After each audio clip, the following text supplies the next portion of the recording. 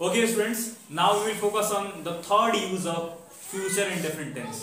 अब हम लोग फ्यूचर इंडेफिनिट टेंस का थर्ड यूज पढ़ेंगे और यूज करके और पढ़कर हम जानेंगे कि फ्यूचर इंडेफिनिट टेंस का थर्ड यूज यानी कि फ्यूचर इंडेफिनिट टेंस को तीसरे सिचुएशन में हम लोग कैसे यूज कर सकते हैं। तो सबसे पहले हम लोग एक्सप्लेनेशन समझ लेते हैं, ठीक है।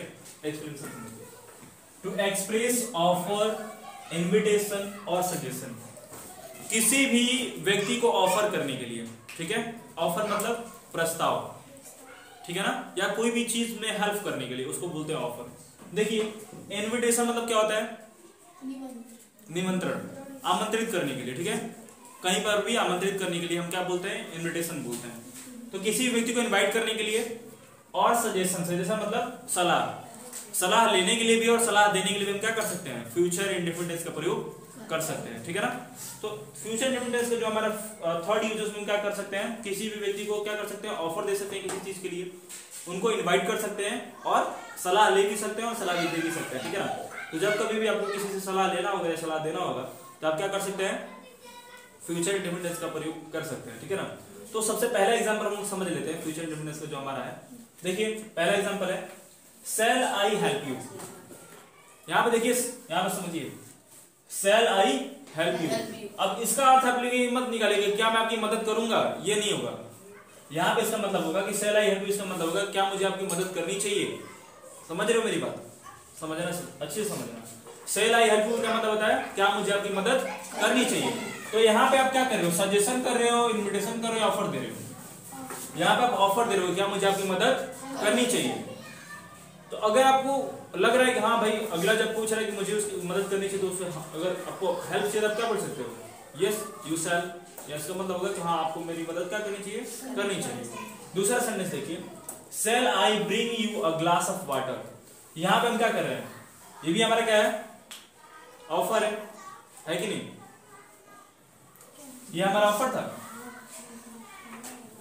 पहला एग्जांपल हमारा ऑफर था ना। हाँ। दूसरा देखिए कह रहे हैं shall I bring you a glass of water, मतलब क्या मुझे आपको एक गिलास पानी देना चाहिए। या ऐसा भी हो सकता है इसका मतलब क्या मैं आपके लिए एक गिलास पानी लाऊं, इसका ये भी सेंस आएगा, ठीक है। अब देखिए तीसरा एग्जांपल हमारा है shall we have our dinner at a hotel today. Shall we have our dinner at a hotel today, मतलब यहाँ पे देखिए, यहाँ पे आप क्या कर रहे हैं, सजेशन ले रहे हैं। सजेशन मतलब सलाह ले रहे हैं अपने परिवार के लोगों से कि क्या हमें आज का जो डिनर मतलब जो रात का भोजन है क्या करना चाहिए, होटल में करना चाहिए। पूछ रहे हैं अपन फैमिली से क्या हमें आज का भोजन होटल में करना चाहिए। तो ये सजेशन है ना, सलाह ले रहे हैं आप। अब अगर आप यहाँ पे कहते हैं कि फॉर एग्जाम्पल मान लीजिए आप सजेशन देते हैं यहाँ पे, ठीक है। जैसे मैं we shall have our dinner in a hotel tonight, मतलब हमें आज का जो रात का भोजन हमें क्या करना चाहिए, एक होटल में करना चाहिए। तो वो क्या होता है, एक सजेशन देना होता है, ये सजेशन लेना है। समझ रहे हो ना कॉन्सेप्ट। अगला यहाँ पर सेंटेंस देखिए, शैल आई हेल्प यू। तो ये हमारा क्या है, ऑफर दे रहे हो, ऑफर है कि नहीं। यहाँ पे दो सेंटेंस कर दिया सेम, तो उसको रिमूव कर देगा,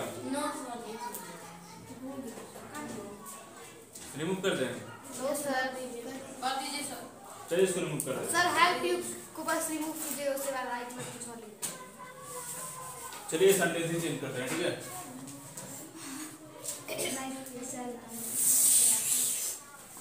देखिए shall I close the door